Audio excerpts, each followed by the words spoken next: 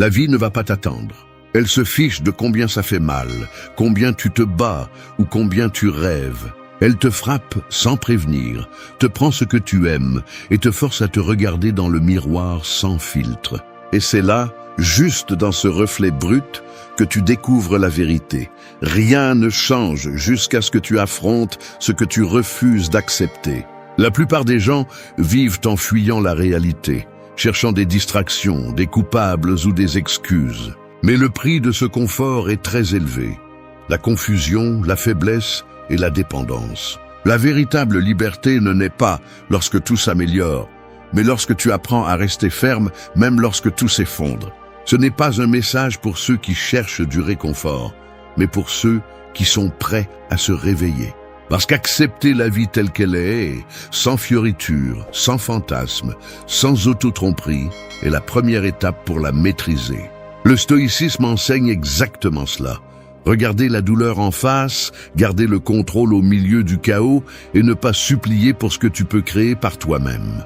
Marc Aurèle a écrit « Si quelque chose d'extérieur te dérange, ce n'est pas cela qui te perturbe, mais ton jugement à ce sujet. » Cette phrase n'est pas de la philosophie ancienne, c'est de la survie moderne. Maîtriser ton esprit n'est pas une option, c'est une obligation si tu ne veux pas être victime du monde. Alors, reste jusqu'à la fin, car cette vidéo n'est pas faite pour te divertir, mais pour te réveiller. Tu vas entendre des vérités qui dérangent, mais qui te libèrent. Des vérités qui te montreront que seul celui qui affronte la dureté de la vie réussit à vivre avec force, clarté et but. 1. Maîtrise tes émotions avant d'agir. Le feu ne détruit pas parce qu'il existe, il détruit quand il n'est pas contrôlé.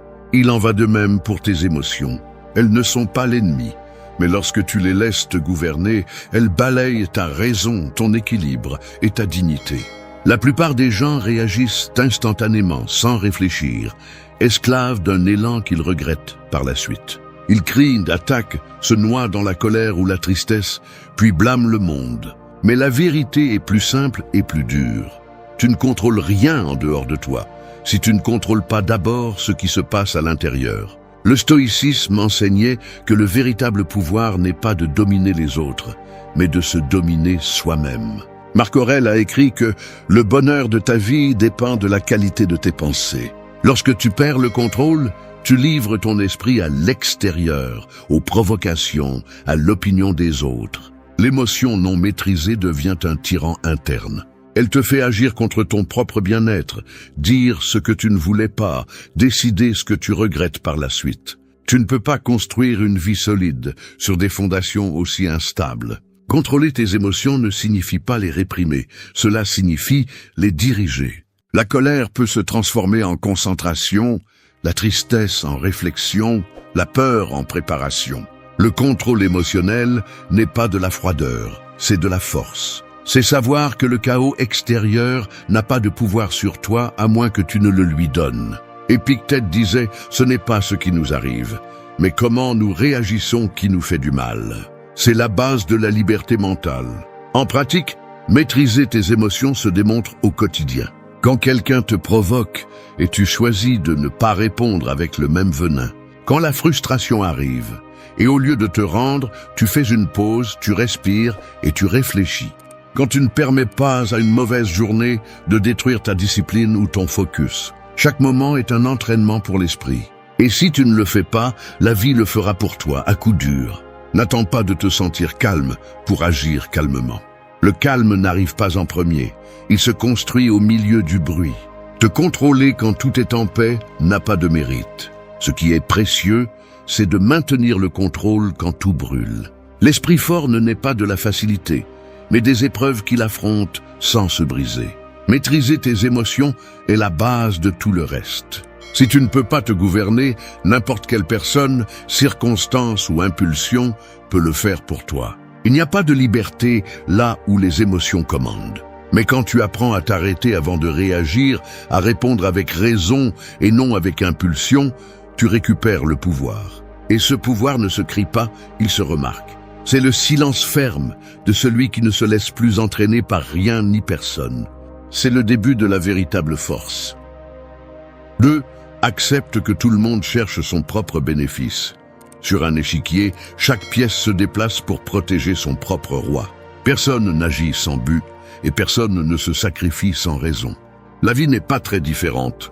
Chaque personne que tu rencontres, même les plus aimables, poursuit quelque chose. Sécurité, reconnaissance, pouvoir, affection ou contrôle. Cela peut sembler froid, mais le comprendre te libère. Quand tu acceptes que tout le monde, d'une manière ou d'une autre, agit par commodité, tu arrêtes d'attendre de la pureté dans un monde fait d'intérêts. Les gens ne sont pas mauvais parce qu'ils veulent quelque chose en retour. Ils sont simplement humains. Ce qui te détruit n'est pas leur égoïsme, mais ton naïveté à l'ignorer. Tu attends que les autres donnent ce que tu donnes, qu'ils ressentent ce que tu ressens, qu'ils agissent avec la même loyauté que tu offres. Mais cette attente est un piège. Personne ne pense avec ton esprit, ni ne ressent avec ton cœur.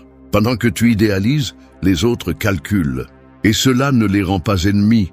Cela te rappelle simplement que tu ne peux pas dépendre de leurs intentions pour maintenir ta paix. Marc Aurèle a écrit « Quand tu te réveilles chaque matin, pense que tu rencontreras des personnes intrusives, ingrates, arrogantes, malhonnêtes, envieuses et égoïstes. Mais tu ne seras pas surpris, car tu sais que le monde est ainsi. » Cette acceptation n'est pas du pessimisme, c'est de la lucidité. Quand tu comprends que chaque personne cherche son bénéfice, tu ne réagis plus avec déception, tu réagis avec stratégie. Tu commences à voir les relations clairement, sans victimisation, sans fausses attentes. Le stoïcien ne hait pas l'égoïste, il le comprend. Il sait qu'il agit aussi pour son propre bénéfice, mais avec une différence. Il le fait consciemment, sans détruire son intégrité. Il ne se laisse pas manipuler par des promesses vides et ne se laisse pas illusionner par des intentions qui n'ont jamais existé. Il apprend à observer, non pas avec méfiance, mais avec une compréhension profonde de la nature humaine. Dans la vie réelle, cela signifie ne pas donner ton énergie à celui qui ne s'approche que lorsqu'il a besoin de quelque chose. Cela signifie comprendre que les faveurs ne sont pas toujours des gestes de bonté, mais des mouvements stratégiques. Cela signifie ne pas attendre de gratitude, car même la gratitude a une date d'expiration lorsqu'elle ne satisfait pas les intérêts de quelqu'un. Accepter que tout le monde cherche son propre bénéfice ne te rend pas cynique, cela te rend libre. Tu arrêtes d'idéaliser et commences à voir avec objectivité. Tu commences à agir sans ressentiment, sans attendre de réciprocité, sans tomber dans des jeux de manipulation émotionnelle. Tu te déplaces par principe, non par illusion. Quand tu arrêtes d'exiger de la pureté chez les autres, tu découvres un avantage que peu de gens ont. Plus rien ne te surprend, rien ne te blesse, rien ne te déstabilise. Non pas parce que tu ne ressens rien, mais parce que tu comprends. Tu as cessé d'être une pièce naïve sur l'échiquier et tu es devenu quelqu'un qui voit le jeu complet. Dans un monde où tout le monde cherche à gagner, ta plus grande victoire est de ne pas te perdre toi-même. 3. Sois brutalement honnête avec toi-même. Le mensonge le plus dangereux n'est pas celui que les autres te disent, c'est celui que tu te répètes chaque jour pour ne pas affronter la vérité.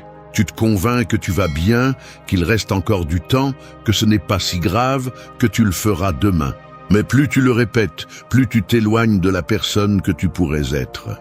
L'auto-tromperie est une prison invisible, et le pire, c'est que tu es celui qui pose les barreaux.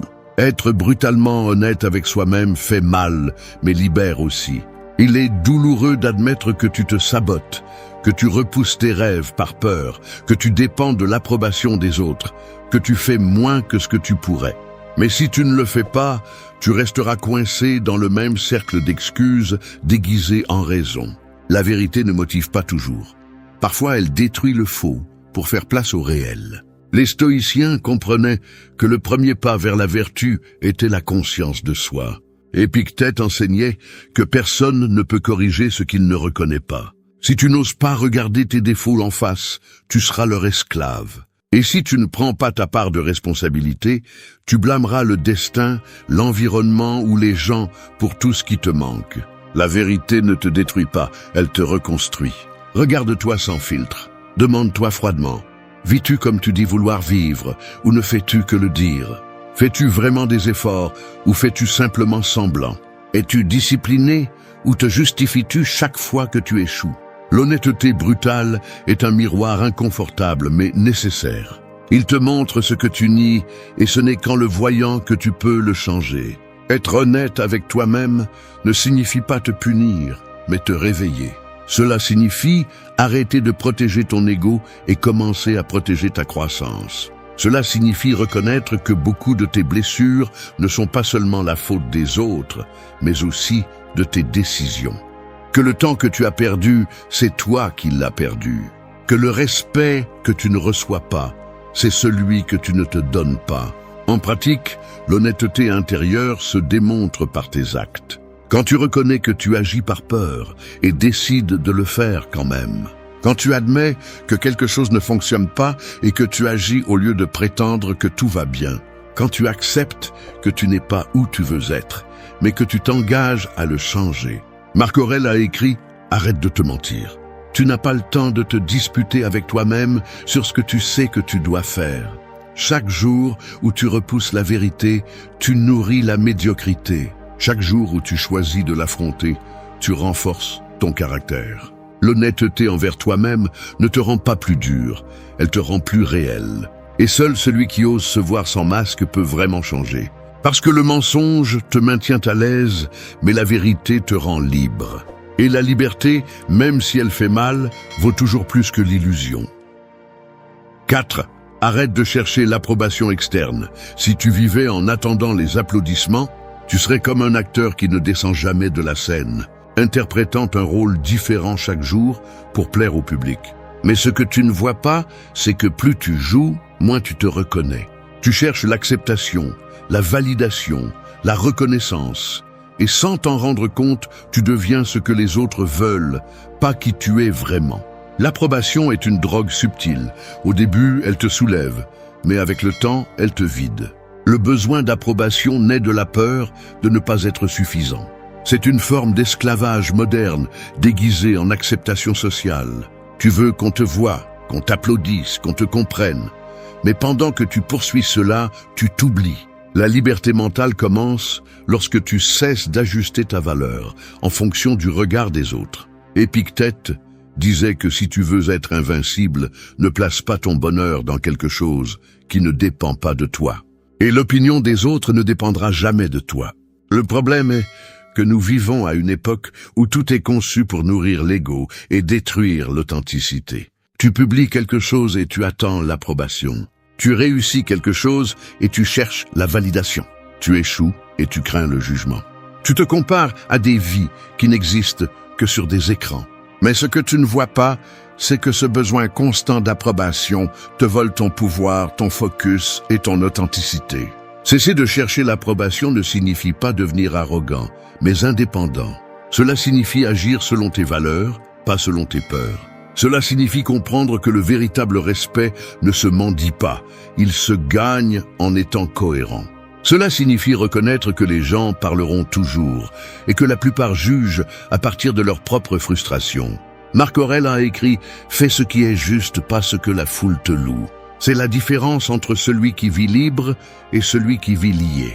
En pratique, cela se démontre lorsque tu dis ce que tu penses sans craindre la critique. Lorsque tu restes ferme dans tes décisions, même si les autres ne les comprennent pas. Lorsque tu n'as pas besoin de montrer tes réussites pour te sentir précieux. L'approbation externe cesse d'être nécessaire lorsque tu as déjà ta propre validation interne. Et cela ne s'achète pas et ne se feint pas. Cela se construit avec discipline, introspection et cohérence. Le jour où tu cesseras de chercher l'acceptation de tous, tu ressentiras un type de paix que peu de gens connaissent. Tu n'auras plus à prouver quoi que ce soit, ni à te défendre, ni à te justifier. Les gens te respecteront davantage, non pas parce que tu t'efforces de leur plaire, mais parce qu'ils verront en toi quelque chose qui est rare, l'authenticité. Vivre en cherchant l'approbation est une forme lente d'autodestruction.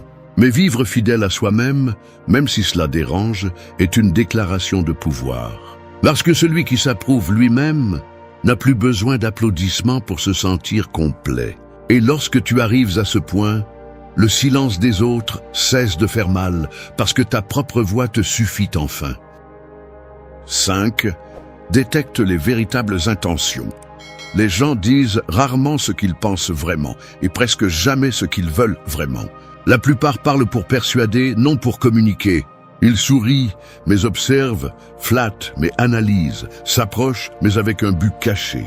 Nous vivons entourés de masques, et celui qui n'apprend pas à regarder au-delà des mots finit par être manipulé sans s'en rendre compte. Voir les véritables intentions ne nécessite pas de méfiance, mais de la conscience. Dans la vie, les intentions se révèlent plus rapidement avec le temps qu'avec les promesses. Un ami qui ne te cherche que lorsqu'il a besoin de quelque chose. Un collègue qui se réjouit plus de tes échecs que de tes victoires. Une personne qui offre de l'aide, mais qui te la fait payer émotionnellement par la suite. Chaque action a un motif, et bien que beaucoup essayent de le déguiser, il se filtre toujours dans les petits gestes. Épictète disait que le sage ne juge pas par les apparences, mais par la constance. Les mots peuvent mentir, mais pas le comportement. Il ne s'agit pas de devenir froid ou paranoïaque, mais d'ouvrir les yeux. Le monde n'est pas plein de mauvaises personnes, mais de personnes motivées par leurs intérêts. Et cela inclut tout le monde, y compris toi. La différence réside dans le fait d'agir avec une intention consciente et non avec manipulation. Savoir détecter les véritables intentions des autres te permet de protéger ton énergie, ton temps et ta paix. Le stoïcien ne se laisse pas emporter par le charme ou l'émotion du moment. Il observe calmement, écoute attentivement et analyse sans précipitation. En pratique, cela signifie ne pas faire confiance aveuglément à celui qui te flatte trop, ni mépriser celui qui te dit la vérité sans fioriture. Parfois, la sincérité semble dure, mais elle vient du respect. Et souvent, la douceur n'est qu'une stratégie pour obtenir quelque chose. Le sage distingue celui qui te défie pour t'aider à grandir, et celui qui te soutient seulement tant que cela lui convient. Marc Aurèle disait que connaître les véritables motivations des hommes, c'est comprendre le monde, car la nature humaine ne change pas. Apprends à lire les silences plus que les mots. Observe comment quelqu'un agit quand il n'a besoin de rien de toi. Regarde comment il se comporte quand il n'y a pas de public, quand il n'y a aucun avantage, quand il n'a rien à gagner. Là se trouve la vérité. Les intentions se reflètent dans les détails, dans le ton, dans la cohérence, dans la constance. Et si tu fais attention, le temps se charge de confirmer ce que ton intuition soupçonnait déjà. Détecter les véritables intentions n'est pas se méfier du monde, c'est arrêter de l'idéaliser. C'est comprendre que tous ceux qui s'approchent ne le font pas par bonté, et que tous ceux qui s'éloignent ne le font pas par méchanceté. C'est un art silencieux qui s'apprend avec des coups, des déceptions et de l'observation. Mais une fois que tu le maîtrises, rien ni personne ne peut te tromper facilement, car ton regard ne reste plus à la surface, mais sur la vérité qui se cache derrière chaque geste. 6. Juge par les actions, pas par les mots. Les mots sont bon marché, les actions coûtent. N'importe qui peut promettre le ciel quand il n'a pas l'intention de bouger le petit doigt. Le monde est plein de discours vides, de promesses douces et d'engagements éphémères. Mais la vérité ne se dit pas. Elle se démontre. Les mots construisent des mirages, les actions révèlent la réalité.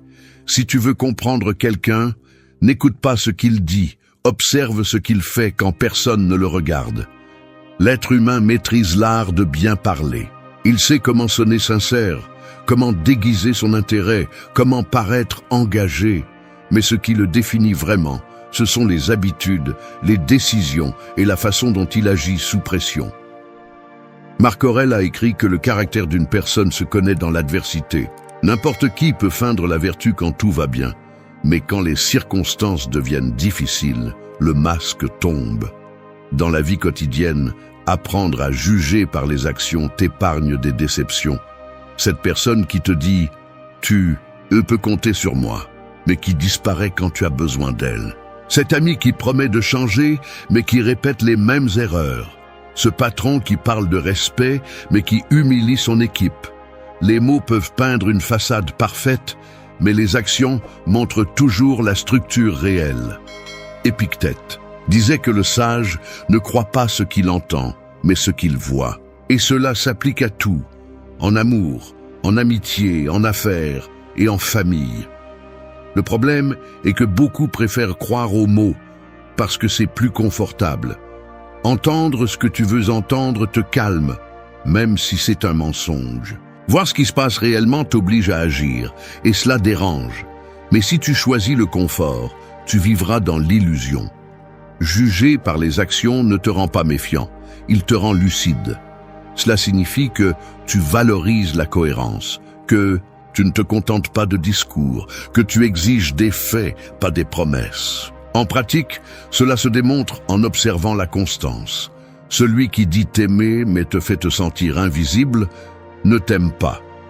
Celui qui promet le respect mais franchit tes limites ne te respecte pas.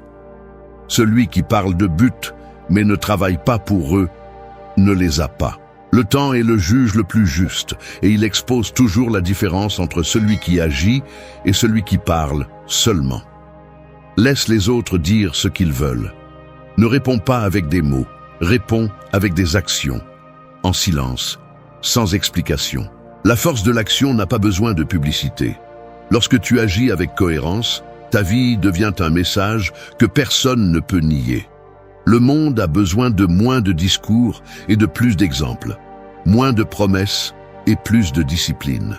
Parce que les mots peuvent impressionner pour un moment, mais seules les actions perdurent. Juger par les actions, c'est te protéger de la tromperie et rester fidèle à la réalité. Et quand tu apprends à le faire, tu découvres que la vérité n'est jamais criée. Elle est simplement vécue. 7. Embrasse l'inconfort pour grandir. Le métal ne devient pas fort au repos, mais dans le feu. Il en va de même pour toi. Chaque difficulté, chaque moment d'incertitude ou de douleur est un feu qui te trempe ou te consume selon la façon dont tu l'affrontes. La plupart des gens fuient l'inconfort comme s'il était un ennemi, mais en réalité, c'est le maître le plus honnête qui existe. Toute croissance réelle a un prix, et ce prix est toujours l'effort, l'inconfort et le sacrifice. Nous vivons à une époque où le plaisir immédiat est le nouveau Dieu. Nous voulons des résultats sans effort, du calme sans discipline, du succès sans douleur. Mais la vie ne négocie pas avec le confort. Si tu ne choisis pas ton inconfort, il te choisit. Éviter la douleur ne te rend pas heureux, cela te rend faible. Le stoïcisme l'a compris il y a des siècles. L'adversité n'est pas un obstacle, c'est le chemin. Marc Aurèle a écrit que ce qui se met en travers de la route devient la route. C'est l'essence de la force mentale. Embrasser l'inconfort ne signifie pas chercher la souffrance. Cela signifie accepter que rien de précieux ne s'obtient sans passer par le processus difficile. C'est te lever quand tu n'as pas envie, continuer quand tout semble inutile, rester ferme quand la peur te murmure de renoncer. C'est regarder la difficulté et dire « cela m'appartient aussi ». Parce que chaque fois que tu choisis le chemin inconfortable, tu brises une couche de faiblesse qui te dominait auparavant. En pratique, cela se démontre au quotidien. Quand tu décides de te lever plus tôt pour construire une meilleure version de toi-même. Quand tu choisis de dire non à la facilité et oui à ce qui est juste. Quand tu affrontes une conversation difficile au lieu de l'éviter. Quand tu oses commencer quelque chose de nouveau, même si tu n'as pas la garantie du succès. L'inconfort ne détruit pas, il polit. Le feu qui brûle illumine aussi. Épictète enseignait qu'aucun grand caractère ne se forme dans le confort. Si tu ne te mets pas au défi, tu stagnes. Si tout ce que tu fais est ce que tu maîtrises déjà, tu ne sauras jamais de quoi tu es vraiment capable. L'inconfort te sort du pilote automatique. Il te force à grandir, à développer de la résistance, à devenir quelqu'un de plus sage. Chaque obstacle est une opportunité de te prouver que tu peux supporter plus que tu ne le pensais. Embrasse l'inconfort comme un entraînement de l'âme. Ne fuis pas l'échec, apprends de lui. Ne crains pas le rejet, laisse-le te renforcer. N'évite pas les jours difficiles, car ce sont eux qui te transforment. Le confort te maintient tel que tu es, l'inconfort te transforme en quelqu'un de nouveau. La croissance ne se sent pas bien au début, mais à la fin, elle te rend quelque chose d'inestimable, le pouvoir intérieur. Parce que celui qui ose affronter ce que les autres évitent, finit par vivre ce dont les autres ne font que rêver.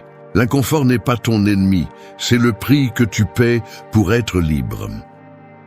8. Souviens-toi que le temps est fini, L'horloge ne s'arrête pour personne. Chaque seconde qui passe est une pièce que tu dépenses sans possibilité de la récupérer. Tu peux perdre de l'argent et le regagner, mais le temps, une fois donné, devient quelque chose qui ne revient jamais. Tu le gaspilles en distraction, en discussion sans sens, en personnes qui n'apportent rien et en préoccupations qui ne changent rien. La vie ne te vole pas le temps. Tu le lui donnes sans t'en rendre compte. Marc Aurèle a écrit que nous agissons comme si nous étions immortels, comme si demain était garanti. Nous vivons en repoussant ce qui est important, en croyant qu'il y aura plus d'opportunités plus tard. Mais chaque jour perdu est un jour de moins à vivre. Le temps n'attend pas ceux qui hésitent, ni ne pardonne à ceux qui le gaspillent. Chaque heure qui passe sans but est une partie de toi qui s'évapore à jamais. Tu n'as pas besoin d'une montre coûteuse pour comprendre la valeur du temps. Il te suffit d'observer comment il t'échappe au quotidien. Tu vérifies ton téléphone des centaines de fois par jour. Tu remplis tes heures de bruit. Tu suis des routines vides. Et à la fin de la journée, tu ressens un vide que tu ne sais pas expliquer. Ce n'est pas un manque de temps, c'est un manque de direction. Lorsque le but se dilue, le temps est gaspillé. Les stoïciens comprenaient que se souvenir de la finitude de la vie n'est pas du pessimisme, c'est de la sagesse. Memento mori, disait-il, souviens-toi que tu mourras. Non pas pour avoir peur, mais pour se réveiller. Se souvenir de la mort t'apprend à prioriser, à parler avec sincérité, à valoriser la simplicité, à arrêter de repousser ce que tu sais que tu dois faire. La conscience de la mort ne t'enchaîne pas, elle te libère. Elle te rappelle que demain n'existe pas, seulement ce moment. En pratique, cela signifie arrêter de perdre du temps sur ce qui ne te rapproche pas de qui tu veux être. Cela signifie ne pas reporter cette décision, ne pas garder pour plus tard ce que tu sais qui compte aujourd'hui. Cela signifie arrêter d'investir de l'énergie dans les personnes qui ne respectent pas ton temps ni ta présence. Chaque minute est un choix, et choisir mal encore et encore est comme creuser ta propre perte de sens. Carl Jung disait que la vie commence vraiment le jour où tu acceptes qu'elle est finie. Quand tu le fais, tu arrêtes de vivre pour impressionner et tu commences à vivre pour transcender. Tu commences à mesurer tes jours non pas parce que tu accomplis, mais parce que tu expérimentes avec un but. Tu deviens plus sélectif, plus conscient, plus présent. Le temps est le bien le plus cher parce qu'il se paye avec la vie. Tu n'as pas besoin de vivre vite, tu as besoin de vivre éveillé. Alors que beaucoup courent après l'avenir, les sages vivent dans le présent avec une intention pleine. Parce que quand tu sais que le temps est fini, chaque instant cesse d'être un simple moment et devient quelque chose de sacré. Et seul celui qui comprend cela apprend enfin à vraiment vivre. 9. Choisis la vérité même si elle fait mal. La vérité coupe comme un fil invisible. Elle ne détruit pas toujours, mais elle laisse toujours une marque. La plupart des gens fuient parce qu'ils ne savent pas supporter son poids. Ils préfèrent le confort du mensonge, ce calme artificiel qui endort la conscience, plutôt que la brutalité de la réalité. Mais vivre en niant la vérité est comme marcher sur du verre. Chaque pas que tu fais pour éviter la douleur te rapproche du coup inévitable. Accepter la vérité, même quand elle fait mal, est un acte de courage. Tout le monde ne peut pas le faire, car la vérité expose ce que tu essaies de cacher. Elle te montre tes faiblesses, tes erreurs, tes contradictions. Mais elle te donne aussi quelque chose qu'aucune illusion ne peut te donner, la liberté. Épictète disait que personne n'est libre tant qu'il continue à se tromper lui-même. Et c'est là la racine de toute souffrance, l'auto-tromperie. Le problème n'est pas de ne pas savoir, mais de ne pas vouloir savoir. Tu t'accroches à des relations mortes parce que tu ne veux pas accepter qu'on ne te valorise plus. Tu te justifies par la chance, quand ce qui te manque, c'est la discipline. Tu dis que tu vas bien quand tu sais que ce n'est pas le cas. La vérité ne détruit pas les vies, elle détruit les masques. C'est pourquoi la plupart des gens vivent piégés dans des versions confortables d'eux-mêmes, répétant des histoires qui sonnent bien, mais qui ne sont pas vraies. Les stoïciens ne craignaient pas la vérité, ils la cherchaient. Marc Aurèle a écrit que l'homme sage vit en harmonie avec la réalité, pas avec ses désirs. La vérité peut faire mal, mais le mensonge te pourrit en silence. Et plus tu l'évites, plus tu lui donnes de pouvoir sur toi. En revanche, quand tu décides de la regarder en face, même si elle brûle, tu deviens plus fort, plus conscient, plus humain. En pratique, choisir la vérité signifie être honnête avec ce que tu ressens, avec ce que tu fais et avec ce que tu tolères. Cela signifie reconnaître quand quelque chose ne fonctionne pas, quand quelqu'un ne te fait pas de bien, quand tu échoues toi-même. Cela signifie ne pas te tromper avec des promesses vides ni reporter l'inévitable. La vérité dérange, mais elle purifie aussi. Elle te sort de la confusion, te soulage, te montre ce qui compte vraiment. Carl Jung disait qu'il n'y a pas d'illumination sans affronter l'obscurité. La vérité est cette lumière qui, au début, aveugle, mais qui ensuite révèle. Le mensonge, en revanche, te maintient dans la pénombre, confortable mais perdu. Celui qui choisit la vérité vit avec un but, parce qu'il ne se laisse plus guider par des illusions, mais par des faits. Choisir la vérité, même si elle fait mal, est un acte de respect envers soi-même. Elle exige de la maturité, mais elle te récompense avec de la clarté.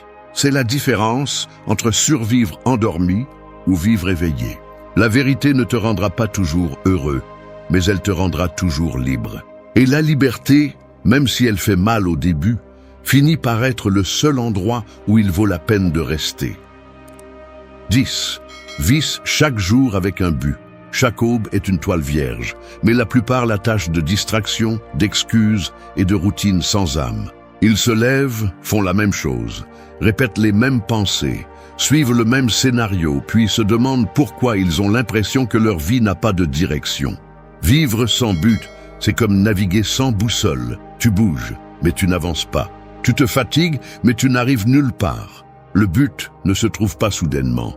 Il se construit chaque jour à travers ce que tu fais, comment tu penses et ce que tu décides de tolérer. Marc Aurèle disait que la vie d'un homme vaut ce que vaut ce à quoi il consacre son attention. Si ton attention est portée sur le trivial, ta vie le sera aussi. Le but n'est pas une idée romantique. C'est une façon de vivre avec concentration, intention et sens. Vivre avec un but signifie se lever avec clarté. Cela signifie savoir pourquoi tu fais ce que tu fais, même quand il n'y a pas de motivation. Il ne s'agit pas d'avoir tout résolu, mais d'avoir une direction qui guide tes pas. Épictète enseignait que celui qui ne sait pas où il va, aucun vent ne lui est favorable. Les gens cherchent la chance, mais ce dont ils ont vraiment besoin, c'est d'une direction. En pratique, vivre avec un but implique d'aligner tes actions avec tes valeurs. Ne pas dire que tu veux changer et continuer à faire la même chose. Ne pas parler de paix tout en alimentant le chaos. Ne pas rêver de liberté tout en dépendant de tout. Chaque choix, chaque mot, chaque habitude est une déclaration de la direction dans laquelle tu te diriges. Le but ne se prêche pas, il se démontre. Carl Jung disait que celui qui regarde à l'extérieur rêve, mais celui qui regarde à l'intérieur s'éveille. Vivre avec un but commence par te connaître. Comprendre ce qui te motive, ce qui te vide, ce qui t'inspire. Je ne peux pas vivre avec un but si tu ne sais pas qui tu es. Et tu ne peux pas le découvrir si tu passes ta vie à courir après ce que les autres veulent de toi. L'introspection est le premier pas vers la direction. Quand tu vis avec un but, tu arrêtes de perdre du temps sur ce qui est sans importance. Tu arrêtes de chercher l'approbation, tu arrêtes de concourir, tu arrêtes de réagir à tout. Tu commences à choisir tes batailles, tes mots et tes pensées. Tout ne mérite pas ton énergie, tout ne nécessite pas une réponse. Le but filtre le bruit et te rend la tranquillité. Vivre avec un but, ce n'est pas tout faire parfaitement, c'est tout faire consciemment. C'est comprendre que chaque jour compte, que chaque action ajoute ou soustrait, que chaque décision te rapproche ou t'éloigne de la vie que tu dis vouloir. Le but ne se mesure pas par ce que tu accomplis, mais par la cohérence entre ce que tu penses, dis et fais. Parce que quand tu sais pourquoi tu vis, aucun obstacle ne t'arrête. Et chaque jour cesse d'être une routine pour devenir une opportunité de signification. Merci d'être resté jusqu'à la fin de la vidéo. Si vous avez tout vu, commentez « Je suis stoïcien » comme notre signe secret, indiquant que vous êtes un véritable apprenant du stoïcisme. N'oubliez pas de vous abonner et de liker la vidéo si elle vous a plu. Rendez-vous dans la prochaine vidéo et rappelez-vous, la façon dont tu parles révèle le type d'esprit que tu as. Il n'est pas nécessaire de dire beaucoup pour que les autres sachent si tu maîtrises tes pensées ou si tes pensées te maîtrisent. Dans un monde où tout le monde veut être entendu, la véritable force réside en celui qui sait quand parler et quand se taire. La communication stoïcienne ne cherche pas à impressionner, elle cherche à impacter depuis l'équilibre. C'est la voix calme qui coupe le bruit, le regard ferme qui n'a pas besoin de prouver quoi que ce soit, la présence qui se fait sentir même en silence. L'erreur la plus courante est de croire que l'attention se gagne en parlant davantage. Mais les stoïciens savaient que le respect se gagne en contrôlant ce qui est dit, quand il est dit et surtout comment il est dit. Chaque mot a un prix et les sages apprennent à en dépenser peu. Parler sans penser est un gaspillage d'énergie. Se taire avec un but est une forme de pouvoir. Il ne s'agit pas de feindre le calme, mais de l'être. De ne pas permettre que les émotions décident pour toi. De ne pas laisser l'anxiété ou le besoin d'approbation dicter tes mots. La communication stoïcienne n'est pas passive, c'est la maîtrise. C'est la façon dont tu projettes la sécurité sans arrogance, l'autorité sans crier et la sagesse sans l'exhiber. Cette vidéo ne cherche pas à ce que tu parles davantage, mais à ce que tu parles mieux. Que tu comprennes que chaque mot peut construire ou détruire, inspirer ou épuiser. Parce que celui qui apprend à communiquer avec tempérance finit par conquérir le respect des autres sans élever un seul ton. 1. Écoute comme si le silence parlait. Le silence est comme le miroir de l'âme. Il renvoie ce que tu es vraiment lorsque tu cesses de remplir l'espace avec des mots vides. La plupart des gens craignent le silence parce qu'ils le confondent avec le vide, mais en réalité, le silence est présence. C'est le signe le plus clair que tu es complètement là, sans masque, sans besoin d'impressionner qui que ce soit. Vraiment écouter est un art en voie de disparition. Aujourd'hui, tout le monde veut répondre, mais peu veulent comprendre. Tout le monde veut avoir raison, mais presque personne ne veut apprendre. Les stoïciens comprenaient qu'écouter n'est pas seulement entendre des sons, mais observer l'intention derrière eux. N'écoute pas en attendant ton tour pour parler. Écoute pour comprendre ce que l'autre a vraiment besoin de dire, même ce qu'il n'exprime pas avec des mots. Celui qui maîtrise l'art d'écouter devient quelqu'un qui irradie le calme, parce qu'il ne réagit pas à chaque phrase, mais analyse, comprend et choisit avec sagesse. Écouter n'est pas une faiblesse, c'est une stratégie. Cela te donne du temps, de la clarté et du contrôle. Alors que les autres se disputent pour être entendus, tu apprends plus que tous en silence. Quand quelqu'un parle depuis son ego, il cherche à s'imposer. Quand quelqu'un écoute depuis sa sagesse, il cherche à se connecter. Et cette différence change tout. Parfois, le pouvoir n'est pas dans ce que tu dis, mais dans ce que tu décides de taire.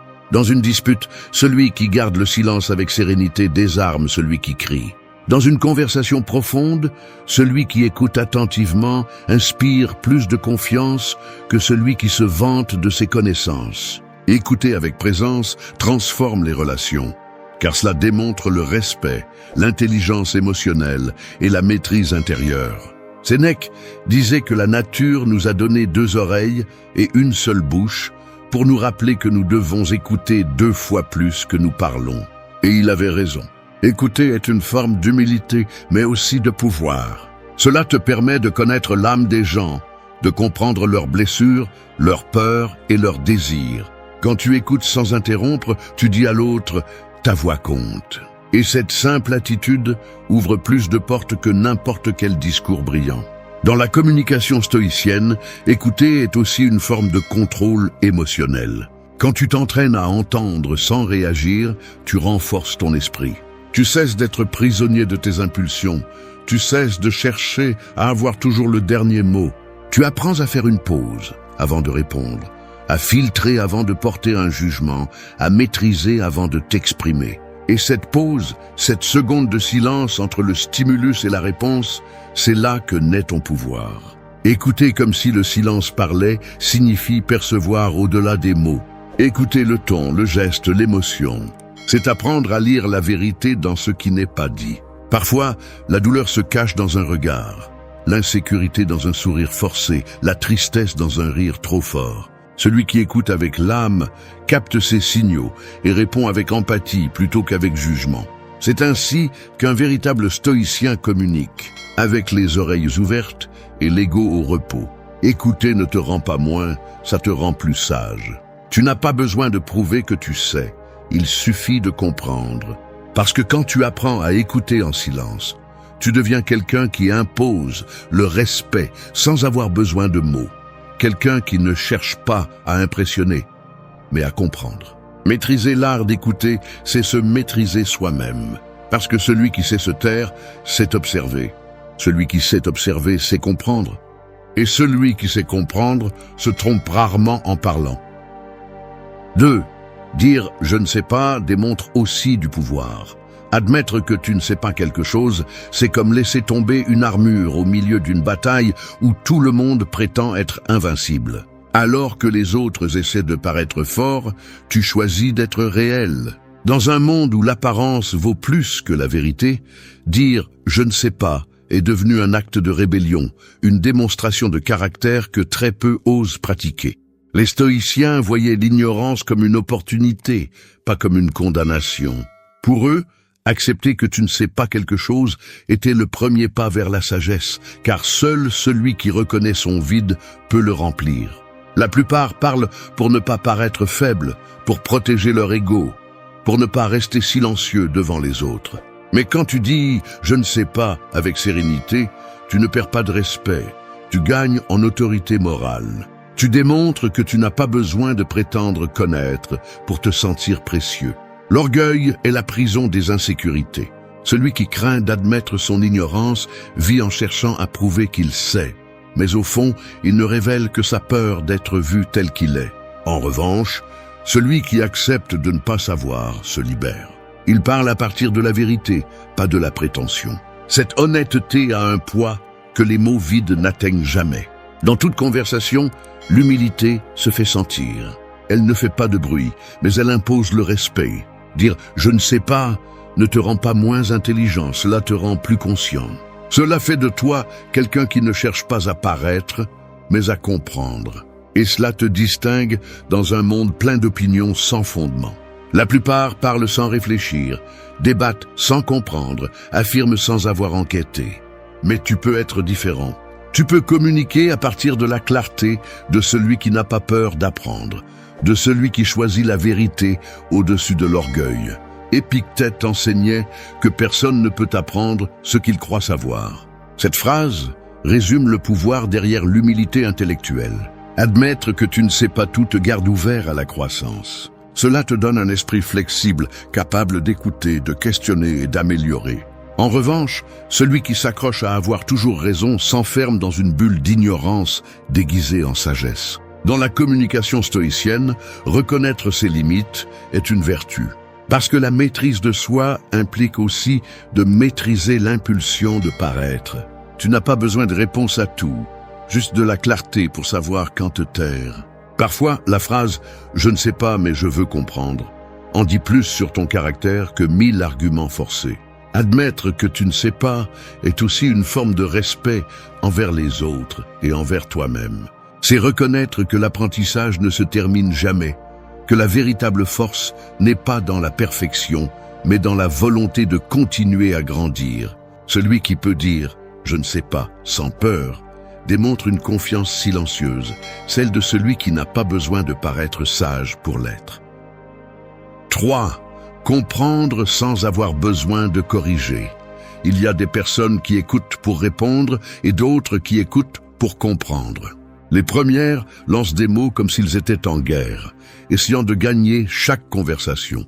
Les secondes observent en silence, comme un lac qui reflète sans altérer l'image qu'il a devant lui. C'est la différence entre parler de l'ego et communiquer à partir de la sagesse. Tout ce que vous entendez n'a pas besoin d'une correction, d'une réplique ou d'une leçon. Parfois, la chose la plus sage que vous pouvez faire est simplement de comprendre sans intervenir. Nous vivons à une époque où tout le monde veut avoir raison, même si cela signifie perdre la connexion. On discute plus qu'on ne comprend, on débat plus qu'on ne ressent. Mais le stoïcien apprend que la vraie force n'est pas dans la correction, mais dans la retenue. Vous n'avez pas besoin de prouver votre intelligence à chaque conversation, ni de corriger chaque erreur pour vous sentir supérieur. Comprendre sans corriger n'est pas de la passivité, c'est de la maîtrise. C'est savoir que toutes les batailles ne méritent pas votre énergie. Épictète disait que vous ne pouvez pas enseigner quelque chose à quelqu'un qui n'est pas prêt à l'apprendre. Et il avait raison. Souvent, vous essayez de corriger pour aider, mais vous finissez par vous épuiser parce que l'autre n'est pas disposé à recevoir. Le sage observe et choisit. Il sait quand parler et quand le silence est la meilleure réponse. Il ne s'agit pas d'indifférence, mais de respect. Comprendre, c'est voir l'autre avec empathie, sans avoir besoin d'imposer votre vision. Quand quelqu'un se trompe, il n'a pas toujours besoin d'être corrigé. Parfois, il a juste besoin d'être compris, écouté, validé. Toute erreur ne nécessite pas une leçon immédiate. Celui qui cherche toujours à corriger le fait pour nourrir son ego. Celui qui cherche à comprendre le fait pour renforcer le lien. Dans la communication stoïcienne, comprendre sans corriger est un acte d'humilité et de sagesse émotionnelle. C'est regarder au-delà des mots et comprendre l'émotion qui les a générés. Pensez à combien de fois une discussion s'est intensifiée parce que quelqu'un voulait avoir le dernier mot. Le besoin de corriger détruit la paix plus rapidement que toute erreur. Mais quand vous choisissez de comprendre, la conversation change de ton. Elle s'adoucit, elle devient humaine. Vous apprenez que tout le monde n'est pas au même niveau de conscience, que certains parlent de la douleur, d'autres de la confusion et d'autres simplement par habitude. Juger ou corriger n'aide pas toujours. Parfois cela ne fait qu'approfondir la blessure. La maîtrise que les stoïciens cultivaient était aussi une maîtrise du langage. Savoir quand se taire, quand lâcher prise et quand laisser l'autre penser par lui-même. Parce que la compréhension authentique ne cherche pas à gagner, elle cherche à harmoniser. Sénèque disait que enseigner, c'est apprendre 2 fois. Et c'est vrai, mais il est aussi vrai que tout moment n'est pas propice à l'enseignement. Il y a des silences plus éloquents que toute correction. Quand vous arrivez à comprendre sans corriger, vous devenez un espace sûr pour les autres. Les gens commencent à avoir confiance en vous, non pas parce que vous avez toujours raison, mais parce que vous ne les faites pas se sentir jugés. Cette sérénité inspire parce qu'elle montre que votre esprit n'a pas besoin de s'imposer. Vous avez appris à lâcher prise sur le besoin de contrôler ce que l'autre pense, et cela vous donne du pouvoir sur vous-même. Comprendre sans corriger ne signifie pas accepter le faux ou ignorer ce qui est incorrect. Cela signifie choisir la paix avant la supériorité. C'est avoir la maturité de comprendre que vous n'avez pas toujours à gagner une conversation pour conserver votre dignité. 4. Fais du silence ton langage le plus fort. Le silence est comme une épée invisible. On ne le voit pas, mais il coupe avec précision. Il ne crie pas, mais il impose le respect. Dans un monde où tout le monde parle sans réfléchir, le silence est devenu un luxe, un signe d'intelligence émotionnelle et de maîtrise de soi. La plupart des gens ont peur de se taire parce qu'ils associent le silence à la faiblesse, au manque d'idées ou à la défaite. Mais le stoïcien sait que se taire n'est pas se rendre. C'est choisir avec sagesse quand agir et quand observer. Les personnes les plus fortes ne sont pas toujours celles qui répondent rapidement, mais celles qui savent attendre. Le silence te permet de voir ce que les autres ne perçoivent pas. Il te donne de l'espace pour analyser, traiter et décider calmement. C'est le moment où l'émotion se sépare du jugement, l'impulsion de la raison. Marc Aurèle a écrit que l'âme se teint de la couleur des pensées et le silence est l'espace où ces pensées s'organisent. Sans silence, l'esprit vit contaminé par le bruit des autres. Dans les conversations, le silence a du pouvoir car il met mal à l'aise ceux qui dépendent de la validation constante. Les gens ont tendance à combler les vides en parlant, croyant que celui qui se tait perd. Mais le véritable sage comprend que celui qui se tait domine. Il n'a pas besoin de crier pour se faire entendre, car son énergie transmet l'autorité sans effort. Quand quelqu'un s'énerve, tu choisis de rester serein. Quand quelqu'un cherche à te provoquer, ton calme devient sa défaite. Le silence révèle aussi qui tu es. Il montre combien tu as de contrôle sur toi-même, combien ta pensée est forte face au chaos. Maîtriser le silence, c'est maîtriser la réaction. Et maîtriser la réaction, c'est maîtriser le monde intérieur. C'est ce qui distingue le sage de l'impulsif, le mature de l'insécurisé, celui qui vit de l'âme de celui qui vit de l'ego. Dans la communication stoïcienne, le silence ne signifie pas déconnexion, il signifie pouvoir intérieur. C'est l'outil de celui qui a appris que tout ne mérite pas une réponse, que tout conflit n'a pas besoin d'être affronté, que toute provocation ne mérite pas d'attention. Parfois, la meilleure réponse est aucune, car le silence enseigne plus que n'importe quel argument. Le silence désarme l'arrogant, déstabilise le manipulateur et frustre celui qui cherche la bagarre. Sénèque disait qu'il est préférable de rester silencieux et de paraître sage, que de parler et de confirmer le contraire. Cette phrase renferme une vérité éternelle. Chaque mot que tu prononces a un prix et tout ne mérite pas d'être acheté avec ta paix.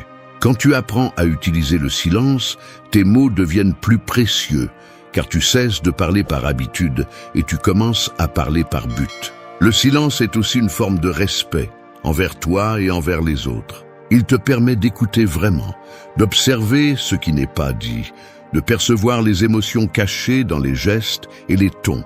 Les personnes qui maîtrisent le silence comprennent plus, ressentent plus, se connectent plus. Non pas parce qu'elles parlent beaucoup, mais parce qu'elles savent quand se taire et laisser l'autre s'exprimer. Le silence n'est pas une absence, c'est une présence profonde. C'est le lieu où naît la clarté, où se forment les réponses qui valent vraiment la peine. Et quand tu parles à partir de ce silence, tes mots portent du poids, de la direction et du but. Fais du silence ton langage le plus fort, non pas parce que tu veux te cacher, mais parce que tu veux te maîtriser. Non pas parce que tu crains le conflit, mais parce que tu choisis la paix. Le silence n'est pas un vide, c'est un espace sacré où l'âme se renforce. Celui qui le comprend n'a pas besoin de convaincre quiconque de son pouvoir, parce que sa seule tranquillité dit tout. 5. Regarde l'autre avec gratitude, pas avec intérêt. Les gens ont pris l'habitude de regarder les autres comme s'ils étaient des pièces sur un échiquier où seul le gain compte. Ils s'approchent avec des calculs, s'éloignent par commodité et regardent rarement avec sincérité. Mais lorsque tu apprends à regarder l'autre avec gratitude, sans chercher de bénéfice ni d'approbation, ta façon de te relationner change complètement. Le regard d'un stoïcien n'évalue pas ce qu'il peut obtenir de l'autre, mais ce qu'il peut comprendre de lui. Car celui qui vit dans la gratitude voit en chaque personne une opportunité d'apprendre, pas d'utiliser. Nous sommes entourés de relations transactionnelles, déguisées en affection. Je t'écoute si tu m'écoutes. Je te soutiens si tu me soutiens. Je t'admire si tu m'admires. Et ainsi, la valeur humaine est devenue une monnaie d'échange. La communication stoïcienne rompt avec ce modèle. Elle nous enseigne que la gratitude n'a pas besoin de raison, que regarder quelqu'un avec respect, même s'il ne pense pas comme toi, est un acte de force intérieure. La gratitude est la base de toute relation saine, car elle élimine le besoin de contrôler ou de posséder. Quand tu remercies l'autre pour son existence sans rien lui demander, tu agis à partir de ton essence, pas de ton ego. Sénèque disait que la gratitude est non seulement la plus grande des vertus, mais aussi la mère de toutes les autres. Et il avait raison, car quand tu remercies, tu arrêtes d'exiger. Tu arrêtes de voir les gens comme des instruments et tu commences à les voir comme des miroirs. Chaque être qui croise ton chemin t'apprend quelque chose, même ceux qui te blessent.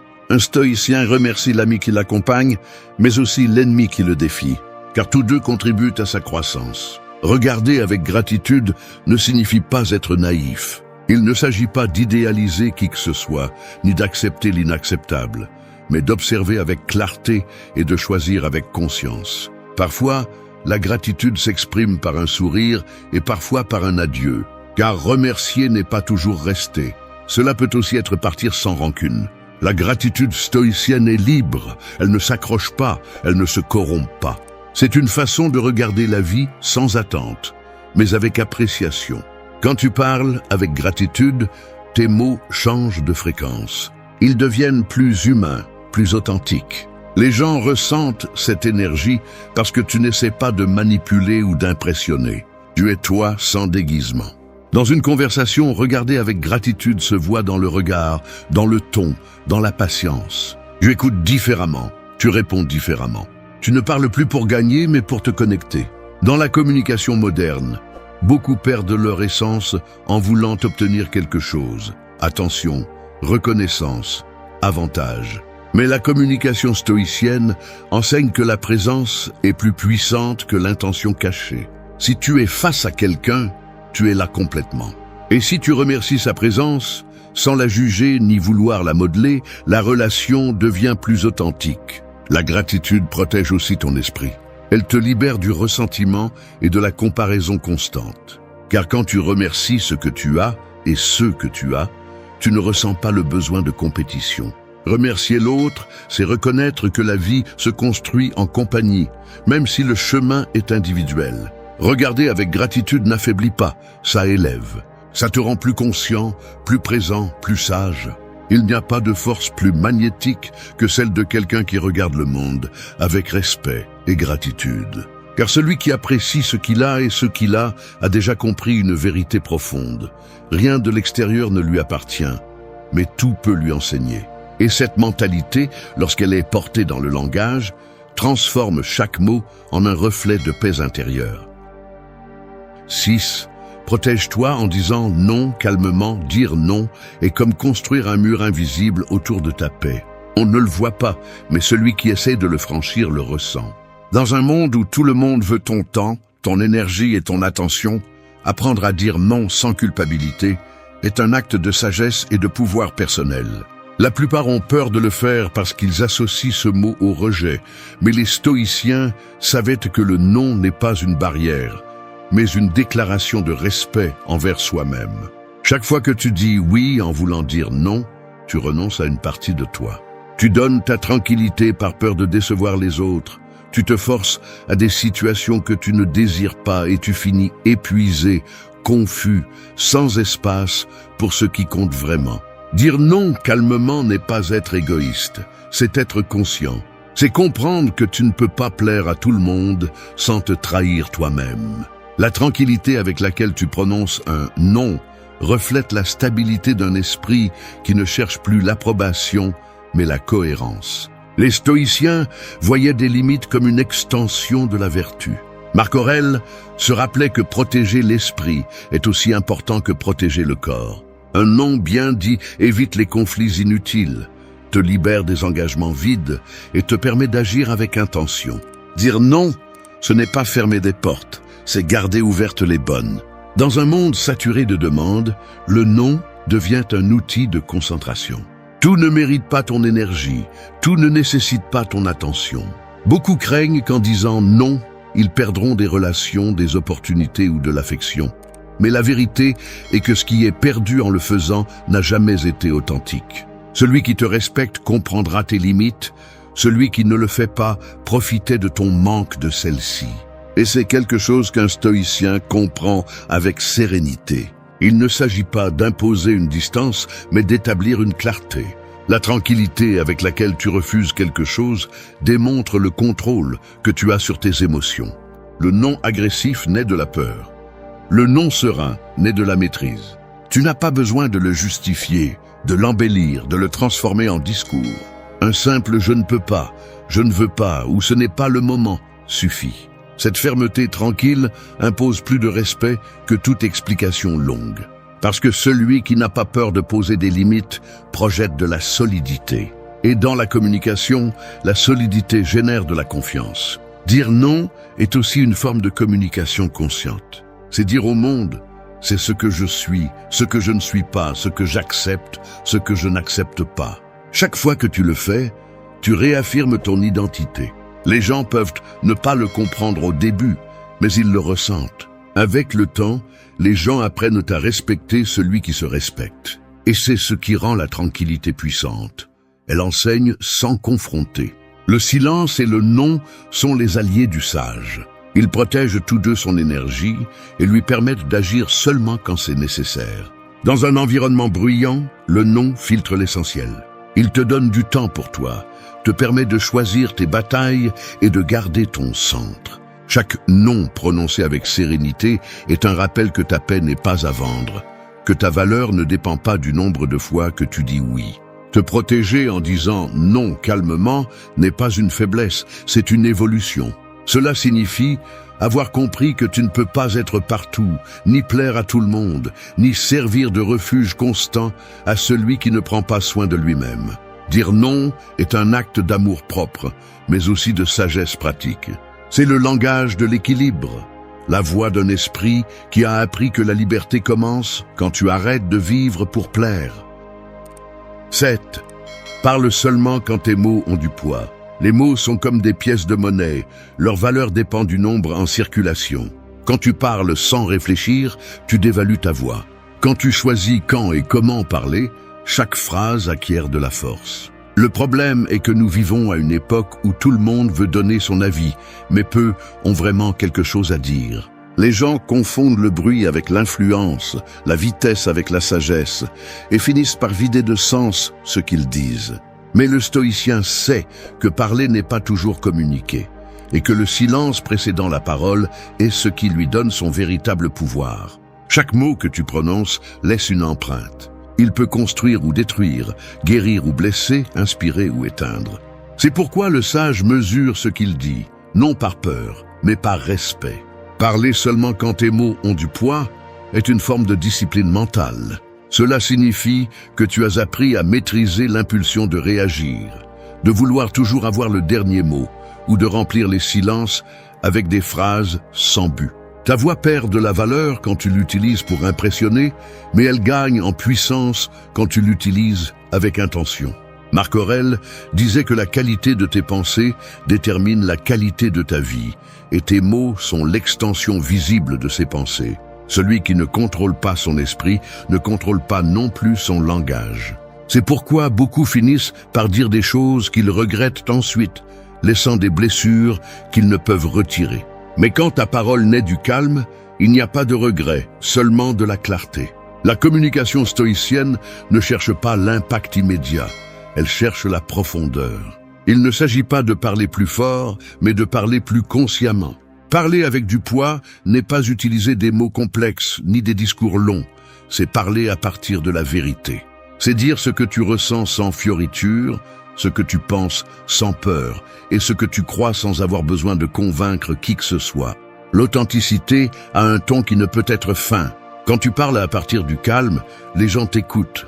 Non parce que tu élèves la voix, mais parce que ce que tu dis vibre avec cohérence. Les mots qui marquent le plus ne sont pas ceux dits avec colère, mais ceux prononcés avec conviction.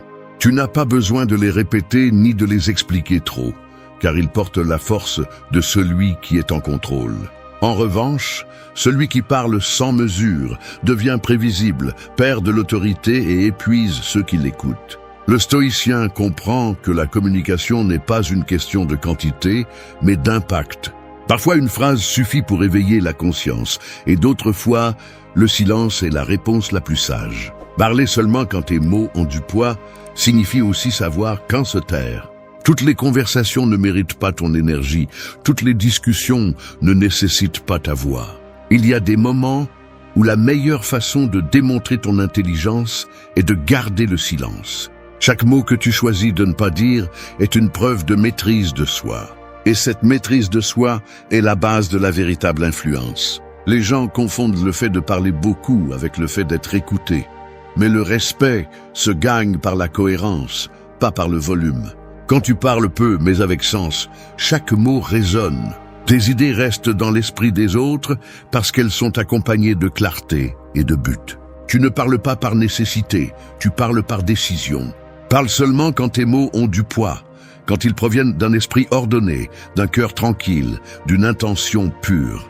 Ainsi, tes phrases ne seront pas de simples sons, mais des messages qui transforment.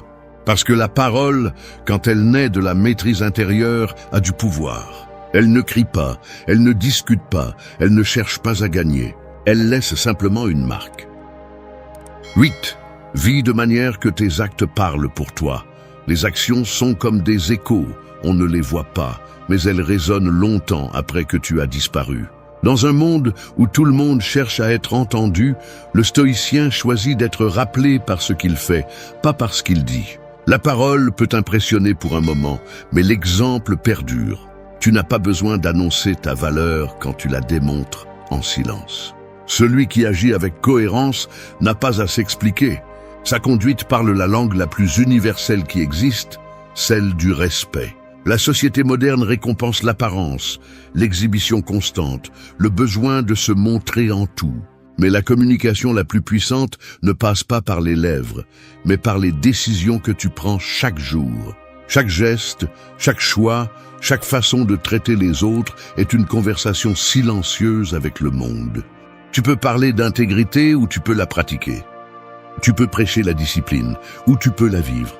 La différence entre les deux chemins est le poids de l'authenticité. Les stoïciens comprenaient que l'exemple est le langage des sages. Sénèque affirmait que les mots enseignent, mais les exemples entraînent. Tu peux inspirer davantage en étant un modèle de calme au milieu du chaos qu'en donnant 1000 conseils sur comment le maintenir. Les gens font plus confiance à celui qui agit avec cohérence qu'à celui qui ne fait que parler de celle-ci. Vivre de manière que tes actes parlent pour toi, c'est renoncer au besoin de reconnaissance externe, car ta valeur ne dépend plus d'être vue, mais d'être fidèle à toi-même. L'action silencieuse a une force que les mots n'atteignent pas. Quand tu fais ce qui est juste sans attendre d'applaudissements, l'univers le remarque. Chaque décision prise à partir de la vertu renforce ton caractère, façonne ta réputation et construit ton héritage. Et le plus important, il le fait sans que tu aies à chercher de validation. Marc Aurèle disait que ce que nous faisons dans la vie résonne dans l'éternité, et cette phrase reste un guide parfait pour celui qui cherche à vivre avec un but. Vivre de manière que tes actes parlent pour toi signifie aussi maintenir la cohérence quand personne ne te regarde. Il est facile de bien se comporter sous les yeux des autres, mais la vraie force se révèle dans les moments de solitude, quand tu es le seul à savoir ce que tu fais. Le sage se demande à lui-même même quand il n'y a pas de témoin, car son éthique ne dépend pas du regard des autres, mais du sien. Le respect authentique ne se demande pas, il s'inspire. Et il s'inspire par des actes, pas par des discours. Chaque acte de compassion, chaque limite que tu établis, chaque mot que tu choisis de ne pas dire, est une manifestation de ton caractère. Les gens ne se souviennent pas de ce que tu promets, ils se souviennent de comment tu les as fait se sentir. C'est pourquoi les stoïciens ne cherchaient pas à convaincre par des mots, mais à enseigner par l'exemple. Vivre de cette façon demande de la constance et du courage. Cela signifie agir avec calme quand les autres perdent le contrôle, maintenir l'humilité quand tu pourrais te vanter et parler avec des actes quand les mots sont superflus. Il ne s'agit pas de perfection, mais d'intégrité. D'aligner ce que tu penses, dis et fais, jusqu'à ce qu'il n'y ait plus de contradiction entre eux. Quand tu y parviens, ta présence devient solide, ta parole a du poids et ton silence a de l'autorité. Laisse tes actes être ta voix. Que ta façon de marcher, de travailler et de traiter les autres soit le message.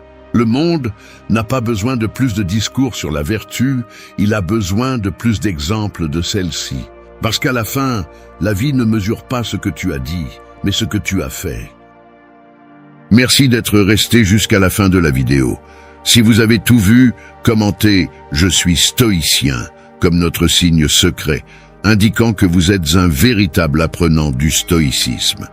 N'oubliez pas de vous abonner et de liker la vidéo si elle vous a plu. La vie ne te demande pas si tu es prêt, elle te jette simplement dans le feu. Et là, au milieu du chaos, tu découvres qui tu es vraiment.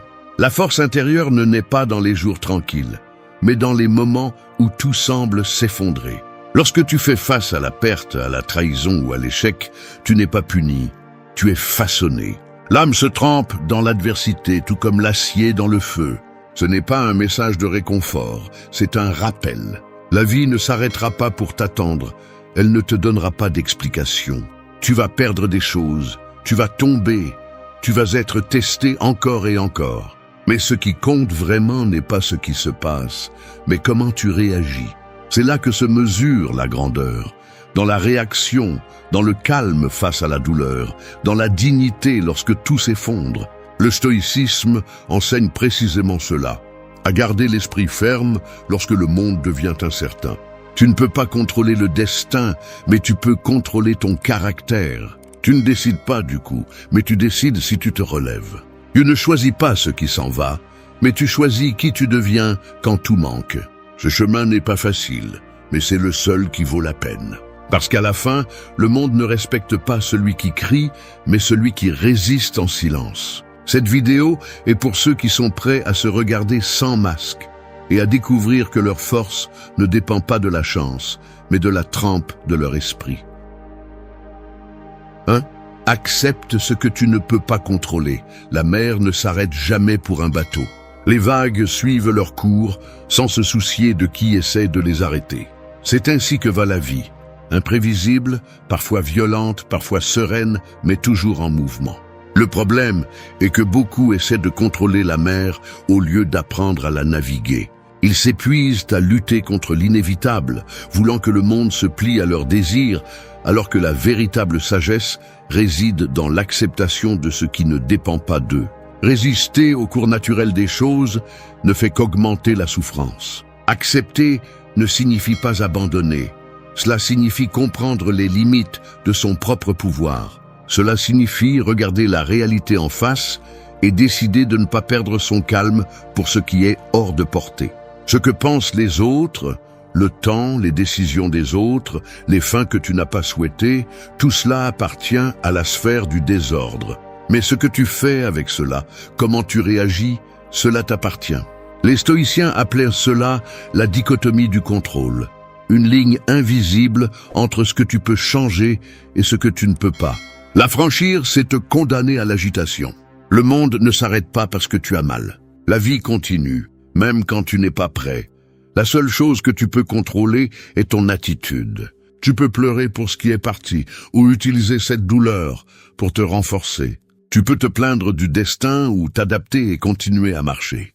Ce qui te brise n'est pas ce qui se passe, mais comment tu choisis de l'interpréter. Accepter est une forme de liberté. Quand tu comprends que rien d'extérieur ne peut te gouverner, la peur perd de sa force, l'anxiété s'affaiblit et l'esprit devient léger. Accepter n'est pas passivité, c'est stratégie. Celui qui accepte comprend qu'il y a des moments pour agir et des moments pour observer. Parfois la vie exige de bouger, parfois simplement d'attendre. Tout ne se résout pas par la force. Certaines batailles se gagnent avec sérénité. Accepter, c'est reconnaître que tu ne peux pas changer la tempête, mais que tu peux ajuster tes voiles pour la traverser sans te perdre. Et dans ce calme se cache le véritable pouvoir. Il ne s'agit pas de te résigner, il s'agit de te libérer du poids inutile de ce que tu ne peux pas changer. Les personnes les plus fortes ne sont pas celles qui contrôlent tout, mais celles qui savent s'adapter sans se briser. Accepter la perte, l'injustice ou le changement ne te rend pas faible, cela te rend conscient. Cela fait de toi quelqu'un qui n'a pas besoin que le monde soit juste pour rester en paix. Parce que la paix ne se trouve pas dans les circonstances, mais dans la façon dont tu décides de les affronter. Le jour où tu cesseras de dépenser de l'énergie à essayer de changer l'incontrôlable, tu ressentiras une force différente, une clarté qui te fera voir que tu n'as pas besoin de tout dominer pour avoir du pouvoir. Tu as juste besoin de te dominer toi-même. Accepter n'est pas la fin de la lutte, c'est le début de la maîtrise intérieure. Celui qui comprend cela arrête de se battre contre la vie et commence à marcher avec elle. Et c'est le premier pas vers la véritable force, te rendre au chaos sans perdre ton centre. 2. Maîtrise ta réaction. Le feu ne détruit pas le fer, il le façonne. De la même manière, les difficultés ne définissent pas une personne. Elles ne font que révéler de quoi elle est faite. Dans la vie, tu ne pourras pas toujours contrôler ce qui se passe, mais tu pourras toujours contrôler ta réaction. Et cette différence change tout. Chaque fois que tu choisis de réagir sans réfléchir, tu abandonnes ton pouvoir. Chaque fois que tu choisis de répondre calmement, tu le récupères. Le véritable contrôle n'est pas de contrôler les autres, mais de se contrôler soi-même. Ta réaction peut être ton pire ennemi ou ta meilleure stratégie. La plupart des gens vivent en pilote automatique, esclaves de l'impulsion, prisonniers de la colère, de l'offense ou de la peur. Un commentaire, une trahison, une frustration, et ils perdent leur centre. Le stoïcien, en revanche, comprend que l'esprit doit être le gouvernail, pas la tempête. Maîtriser sa réaction ne signifie pas réprimer ce que tu ressens, mais l'observer sans te laisser contrôler par lui. Ressentir est humain, mais agir sans réfléchir est un luxe qu'une âme forte ne se permet pas. Quand tu réagis avec colère ou désespoir, tu ne prends pas une décision, tu es emporté par une émotion momentanée. Et ce type d'émotion te fait perdre crédibilité, respect et énergie. Le calme n'est pas une faiblesse, c'est une stratégie. La personne qui peut maintenir sa sérénité lorsque tout est en désordre a plus de pouvoir que celle qui crie, frappe ou menace. Parce que la maîtrise émotionnelle est la forme la plus pure de force. Elle n'est pas visible, mais tout le monde la ressent. La vie te mettra constamment à l'épreuve. Elle te provoquera, te poussera, te tentera de perdre le contrôle. Mais chaque fois que tu choisis de ne pas tomber dans le piège, tu deviens plus fort. Maîtriser ta réaction, c'est protéger ton énergie. C'est ne pas donner aux autres la satisfaction de te voir perdre ton sang-froid. C'est comprendre que le silence, souvent, en dit plus que 1000 mots. Tu ne peux pas contrôler le comportement de quiconque, mais tu peux contrôler ta réponse. Et cela suffit pour changer le cours de n'importe quelle situation. Celui qui maîtrise sa réaction n'est pas froid ni indifférent, il est sage. Parce qu'il a compris que le véritable contrôle ne s'exerce pas à l'extérieur, mais à l'intérieur. Il ne répond pas à partir de la blessure, mais à partir de la conscience. Chaque fois que tu es face à une provocation, souviens-toi de ceci. La première réaction est celle de l'ego, la seconde est celle de la raison. Et seule l'une d'elles te rapproche de la paix. Apprends à attendre, à respirer, à observer avant d'agir.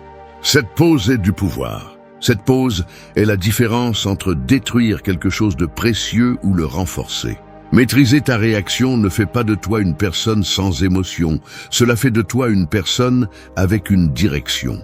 Et celui qui a une direction ne perd jamais, même quand tout semble être contre lui. 3. Maintiens la clarté dans la confusion. Quand l'eau est agitée, tu ne peux pas voir le fond. Mais si tu attends, si tu laisses tout se calmer, tout devient clair. Il en va de même pour l'esprit. Au milieu du chaos, lorsque les émotions bouillonnent et que les pensées tourbillonnent, la clarté disparaît. Agir dans cet état, c'est comme essayer de naviguer dans une tempête les yeux bandés. C'est pourquoi les sages ne se précipitent pas, non pas parce qu'ils ne ressentent rien, mais parce qu'ils savent qu'un esprit troublé est le pire des conseillers. La clarté n'arrive pas en criant, elle arrive quand tu apprends à faire taire le bruit. Dans la vie réelle, la confusion ne prévient pas. Elle apparaît dans les moments où tu as le plus besoin de certitude. Elle arrive avec une perte, une trahison, une décision difficile ou une crise inattendue. Et quand elle arrive, la plupart des gens se précipitent. Ils réagissent sans réfléchir, prennent des décisions par peur ou par colère, puis appellent destin ce qui n'était que pure impulsivité. L'esprit se trouble lorsqu'il se laisse gouverner par l'urgence. Mais l'urgence n'a jamais été synonyme de sagesse. Maintenir la clarté dans la confusion signifie rester lucide quand tout le monde perd la tête. C'est voir au-delà du bruit, même lorsque tes émotions te poussent à agir. Cela signifie s'arrêter, respirer, analyser, comprendre, avant de décider. Le stoïcien sait que tout ce que tu ressens n'est pas vrai. La peur exagère, la colère déforme, la tristesse trompe. C'est pourquoi maintenir la clarté n'est pas nier ce que tu ressens, mais ne pas permettre à ces émotions de décider pour toi. Le monde moderne vit intoxiqué par la précipitation. Tout le monde veut des réponses immédiates, des solutions instantanées, des résultats sans réflexion. Mais l'esprit clair ne naît pas de la hâte, mais du silence. Si tu ne peux pas être en paix avec toi-même, ton jugement sera toujours fragile. La clarté intérieure s'entraîne comme un muscle, en observant tes pensées, en questionnant tes impulsions et en choisissant de ne pas réagir au premier stimulus. Tu n'as pas besoin de contrôler le chaos externe, tu as besoin d'ordonner le chaos interne. Lorsque tu atteins la clarté, tu vois le tableau complet. Tu ne te noies plus dans un problème momentané parce que tu comprends que tout passe. Tu ne prends plus de décisions à partir de la douleur parce que tu sais que les émotions sont temporaires. L'esprit clair n'élimine pas le chaos, il le comprend. Et cette compréhension te permet d'agir avec précision plutôt qu'avec désespoir. Souviens-toi, personne ne pense bien lorsqu'il est blessé.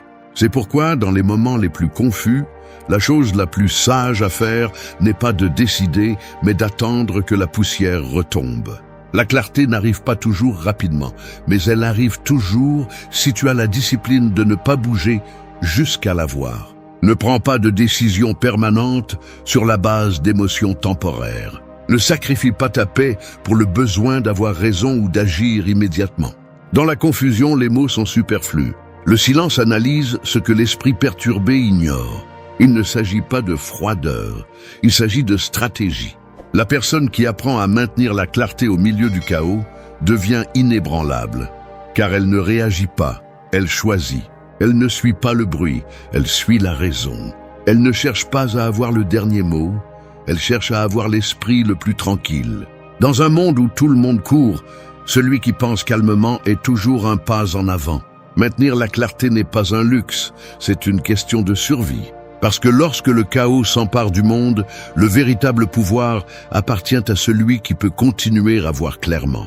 La clarté est le refuge du sage et la condamnation de l'impulsif. Celui qui la conserve dans la confusion ne survit pas seulement, il s'élève. 4. Perds sans te perdre. Le feu peut consumer une forêt entière, mais il peut aussi permettre à la terre de renaître plus fertile. Il en va de même pour les pertes. Elles détruisent ce que tu étais, mais préparent le terrain pour ce que tu seras. Perdre est inévitable, mais te perdre toi-même ne devrait pas l'être. À un moment donné, tu vas perdre des personnes, des opportunités, des choses, même des parties de toi. L'important n'est pas ce qui s'en va, mais ce que tu décides de conserver, ton intégrité, ton calme et ton essence. La vie ne te prend pas pour te punir. Elle te prend pour te rappeler que tu n'as pas besoin de autant que tu le pensais. Perdre fait partie de l'ordre naturel. Tout ce qui arrive un jour s'en va. Parfois sans préavis, sans justice, sans explication. Mais quand tu comprends cela, la perte cesse d'être un ennemi et devient un maître. Ceux qui vivent dans la peur de perdre sont esclaves de ce qu'ils possèdent. Ceux qui acceptent la perte comme partie du chemin sont les seuls véritablement libres. Car la liberté ne se mesure pas par ce que tu as, mais par ce que tu peux lâcher sans te briser. Tu perds quand on te licencie du travail, quand quelqu'un te trahit, quand un rêve ne se réalise pas. Mais la véritable défaite arrive quand tu permets que cela te vole la foi, la dignité ou la capacité de réessayer. La perte externe ne détruit pas autant que la perte interne. Tu peux tout perdre et rester entier, ou tu peux tout avoir et te sentir vide. La différence réside dans l'endroit où tu as placé ta valeur. Le stoïcisme enseigne que rien de ce qui t'appartient vraiment ne peut être arraché. Tes principes, ton caractère, ta façon d'agir face à l'adversité, personne ne peut te les enlever. C'est pourquoi le sage ne s'accroche pas. Si la vie décide de t'arracher quelque chose, il le laisse partir. Si le destin emporte quelqu'un, il le laisse partir sans ressentiment. Non pas parce qu'il ne souffre pas, mais parce qu'il comprend que résister au cycle naturel ne fait que prolonger la souffrance. Perdre est inévitable, mais se perdre dans la douleur est optionnel. Celui qui apprend à perdre sans se perdre devient quelqu'un de dangereux, car on ne peut plus le manipuler avec la menace du vide. Il a compris que tout ce qu'il possède est emprunté, même sa propre vie. Et à partir de cette compréhension, il agit avec liberté. Il n'a pas besoin de retenir, seulement de remercier. Il ne se bat pas pour contrôler, seulement pour comprendre. La sérénité face à la perte n'est pas de la froideur, c'est de la sagesse. C'est la certitude que l'essentiel ne s'en va jamais, parce qu'il réside à l'intérieur. Quand tu perds quelque chose ou quelqu'un, ne cherche pas de consolation dans la pitié, ni de refuge dans la résignation. Cherche la croissance. Demande-toi quelle partie de toi avait besoin de cette leçon. Chaque perte t'apprend à prioriser, à te détacher, à voir plus clairement ce qui compte vraiment. Parfois, ce qui semble être une fin n'est qu'un nettoyage nécessaire pour l'âme. Et quand tout semble s'effondrer, souviens-toi, tu n'es pas né avec rien, et pourtant te voilà, respirant, ressentant, avançant. Tu ne perds pas ce que tu es, seulement ce qui n'était pas permanent.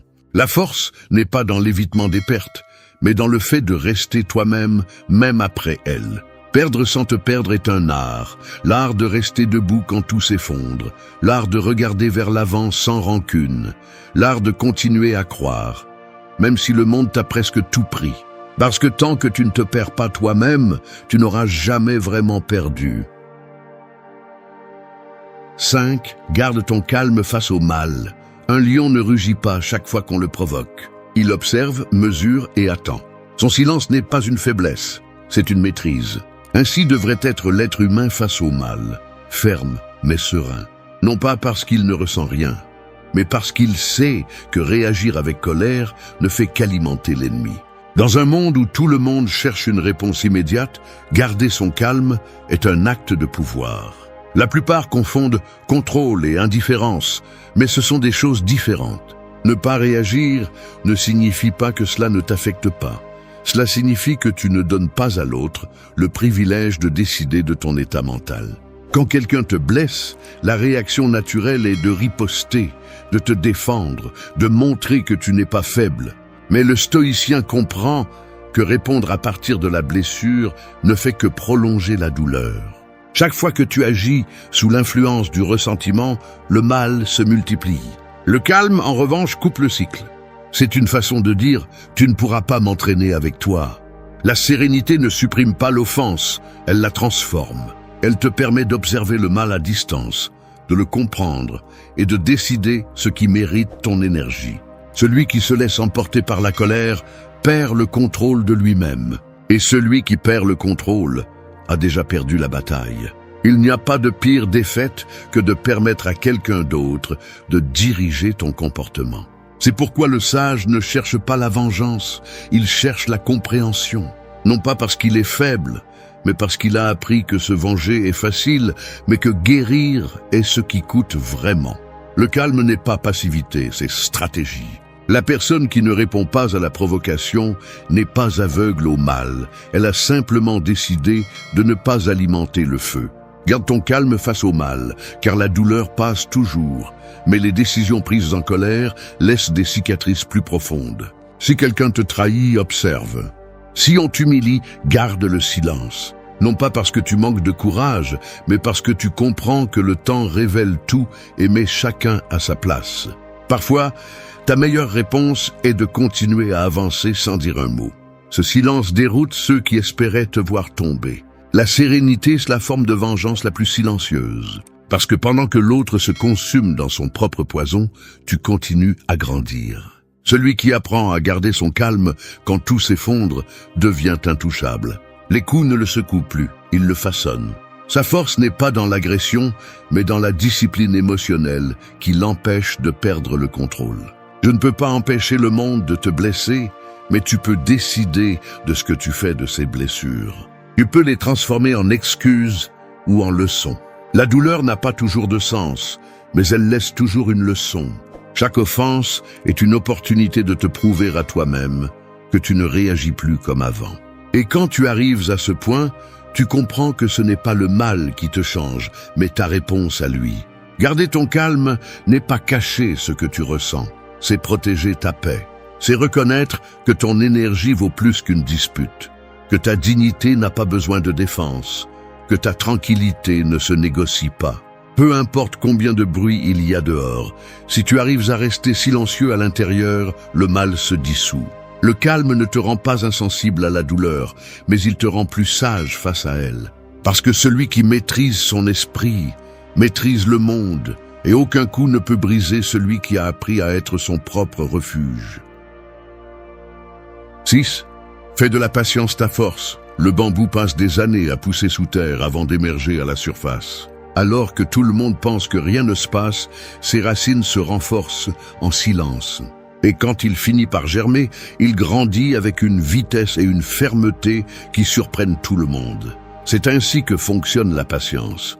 On ne la remarque pas au début, mais elle construit une base si solide que rien ne peut la briser par la suite. Dans un monde où tout le monde recherche des résultats immédiats, être patient est un acte de rébellion et une démonstration de pouvoir intérieur. La plupart des gens confondent patience et inactivité, mais ce sont des choses différentes. La patience n'est pas attendre les bras croisés, c'est agir avec un but sans se laisser dominer par la hâte. L'impatient veut récolter sans avoir semé, il veut le résultat sans avoir supporté le processus. Mais tout ce qui grandit vraiment a besoin de temps. L'esprit, le caractère, les rêves, même la guérison. Rien d'authentique ne naît de l'urgence. La patience, en revanche, enseigne à résister à l'inconfort, sans se rendre, à continuer à avancer quand rien ne semble avancer. Le stoïcien voit dans la patience une forme de discipline. Ce n'est pas de la passivité, c'est de la maîtrise. C'est la capacité de maintenir le cap quand le chemin devient incertain. L'impatience est fille de la peur, du désir de contrôle, de l'incapacité à accepter que certaines choses ne fleurissent que lorsqu'elles arrivent à leur moment. Celui qui apprend à attendre sans désespérer acquiert une force que peu de gens possèdent, car sa valeur ne dépend pas du rythme du monde, mais du sien propre. Nous vivons à une époque qui glorifie l'immédiateté. Nous voulons des réponses rapides, des récompenses instantanées, des changements visibles immédiatement. Mais cette urgence constante épuise l'esprit et tue la profondeur.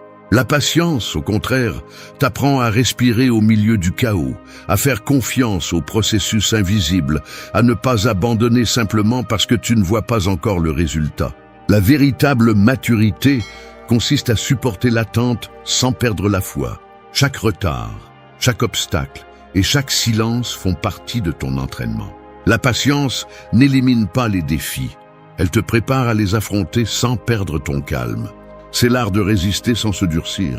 Quand tu arrives à la maîtriser, tu découvres que tu n'es plus frustré par ce qui n'arrive pas vite, parce que tu comprends que ce qui compte, ce n'est pas quand, mais comment ça arrive. Le temps cesse d'être un ennemi et devient un allié. Il n'y a pas de victoire plus grande que d'apprendre à attendre sans anxiété. Les meilleures décisions naissent dans des esprits tranquilles, pas dans des esprits désespérés. Quand tu as l'impression que rien n'avance, tu apprends en réalité à avancer en toi.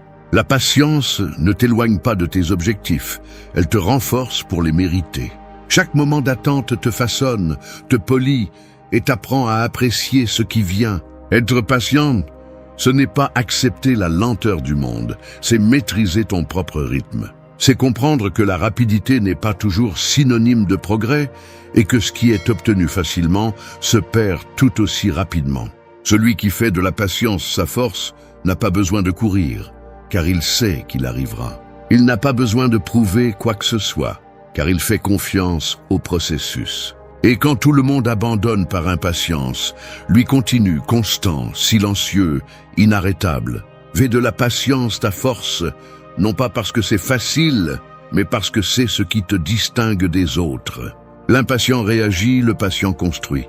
Et pendant que le reste du monde désespère, en cherchant des résultats, tu grandis sans bruit, sans hâte, mais avec la certitude que ce qui vaut la peine n'arrive jamais vite. Il arrive quand tu es prêt à le soutenir.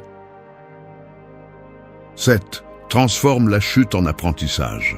Un miroir brisé ne cesse pas de refléter. Il change simplement la façon dont il montre la réalité. Les chutes sont comme ça, des fragments de ce que tu étais, qui t'obligent à voir des parties de toi que tu ignorais auparavant. Personne n'arrive loin sans trébucher, mais seuls quelques-uns transforment la chute en élan. La plupart restent à se lamenter sur le coup, sans comprendre que le sol n'est pas là pour t'humilier, mais pour te rappeler où te relever. Tomber n'est pas échouer. Échouer, c'est ne pas apprendre de la chute. Les chutes sont inévitables. Parfois, elles se déguisent en erreur, en échec, en déception ou en perte. Mais derrière chacune d'elles se cache une leçon qui n'est pas enseignée dans les bons moments. Le succès ne forme pas le caractère, la chute le fait. Parce que c'est sur le sol que tu te vois sans masque, où la vie t'oblige à décider si tu continueras à te lamenter ou si tu te relèveras avec plus de force. Le stoïcisme enseigne que rien de ce qui se passe n'est complètement contre toi. Il y a toujours quelque chose que tu peux extraire pour grandir. Transformer la chute en apprentissage nécessite de l'humilité. Il ne s'agit pas de justifier l'erreur, mais de la comprendre. D'accepter ta part, de regarder le dommage sans dramatisation et de te demander « Que puis-je faire mieux la prochaine fois ?» Beaucoup tombent et blâment le monde, mais le sage tombe et s'observe lui-même. Parce que la leçon n'est pas à l'extérieur, elle est dans la façon dont tu réagis. Si tu apprends à voir chaque faux pas comme une opportunité d'amélioration, l'échec cesse d'être un ennemi et devient un maître. Le problème est que nous vivons dans une société qui a peur de se tromper. Tout le monde veut paraître invincible et dans cette tentative, il nie ce qu'il y a de plus humain, l'échec. Mais celui qui ne se permet pas de tomber n'apprend pas non plus à se relever. Les chutes enseignent la patience, la force et l'humilité. Elles te montrent que le contrôle est une illusion et que la véritable croissance commence lorsque tu cesses de résister à l'erreur. Il n'y a pas de transformation sans chute, tout comme il n'y a pas de vol sans élan. Quand quelque chose ne se passe pas comme tu l'espérais, ne te punis pas, analyse. Demande-toi quelle partie de toi avait besoin de cette expérience. Parfois, la vie te renverse pour faire de la place à une nouvelle version de toi. Une version qui ne pourrait pas exister sans cette rupture. Les blessures ne font pas que faire mal, elles ouvrent aussi des portes. Et si tu apprends à les voir comme des guides, tu ne sortiras jamais vite d'une défaite. Le stoïcien ne craint pas de trébucher parce qu'il ne mesure pas sa valeur par les résultats, mais par sa capacité à s'adapter. Il peut tomber 1000 fois et continuer avec dignité parce qu'il comprend que l'apprentissage est plus important que l'image. Tomber ne détruit pas, l'orgueil le fait. Chaque fois que tu te relèves après un coup, tu démontres que l'échec ne te définit pas. Ce qui te définit, c'est la façon dont tu choisis de répondre. La vie te mettra à genoux encore et encore, mais pas pour te voir abandonner, mais pour te rappeler que de là, tu peux aussi regarder le ciel. Chaque chute est une opportunité pour réorganiser ton chemin, pour renforcer ce qui était faible avant et pour rappeler que même le sol peut être un point de départ. Transforme la chute en apprentissage, parce que pendant que le reste craint de trébucher, tu apprendras à voler plus haut, avec plus de sagesse, et avec plus de calme, et avec la certitude que rien de ce qui te fait tomber ne peut t'arrêter si tu choisis de te relever différemment. 8. Sois authentique en toutes circonstances. Le masque peut impressionner pour un moment, mais tôt ou tard, il se fissure. L'authenticité, en revanche, n'a pas besoin de s'exhiber, elle se ressent. Être authentique, c'est avoir le courage d'être qui tu es, même lorsque le monde te demande d'agir comme quelqu'un d'autre. Il n'y a pas de plus grande force que de marcher avec la conscience tranquille, sachant que tu ne t'es pas vendu pour obtenir l'approbation, ni que tu ne t'es pas déguisé par peur. La société récompense l'apparence, mais l'âme se flétrit lorsqu'elle vit en feignant. La vraie paix commence lorsque tu cesses de négocier ton essence pour t'intégrer. Être authentique ne signifie pas être parfait, cela signifie être cohérent. Cela signifie soutenir tes valeurs même lorsque personne ne les voit. Cela signifie ne pas te trahir pour obtenir l'acceptation.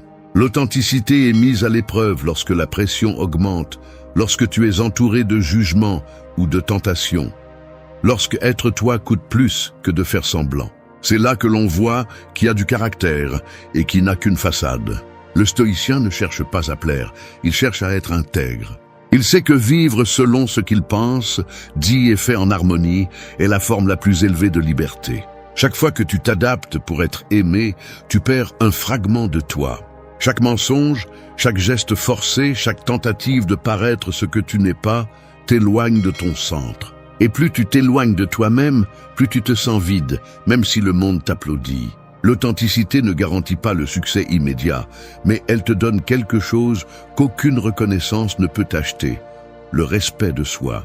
Et celui qui se respecte lui-même ne s'agenouille pas devant les modes, les critiques ou les exigences des autres. Être authentique implique également d'accepter tes défauts, tes ombres et tes limites. Il ne s'agit pas de les exhiber, mais de les reconnaître avec humilité.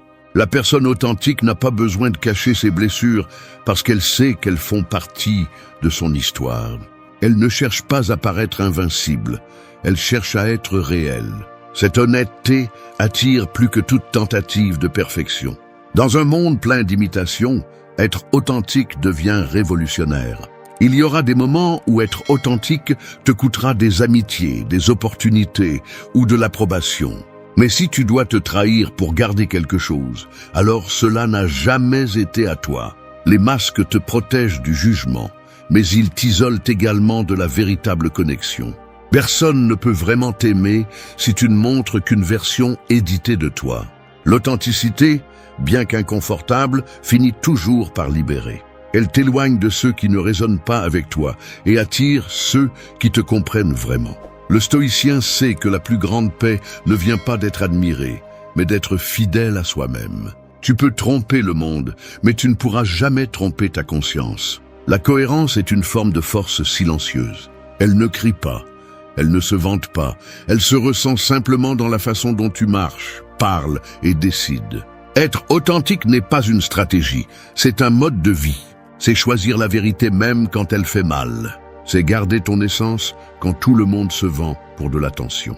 C'est regarder dans le miroir sans honte parce que tu sais que tu n'as pas agi pour plaire.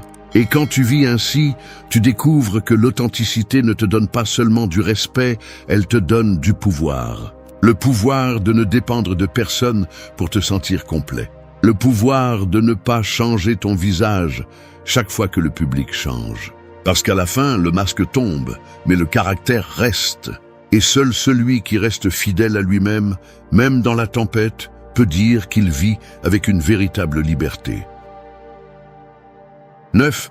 Garde ta dignité au milieu du chaos. Le tonnerre peut effrayer tout le monde, mais il ne change jamais le cours du ciel. Il en va de même pour la dignité. Elle ne dépend pas du bruit extérieur, mais de la stabilité intérieure.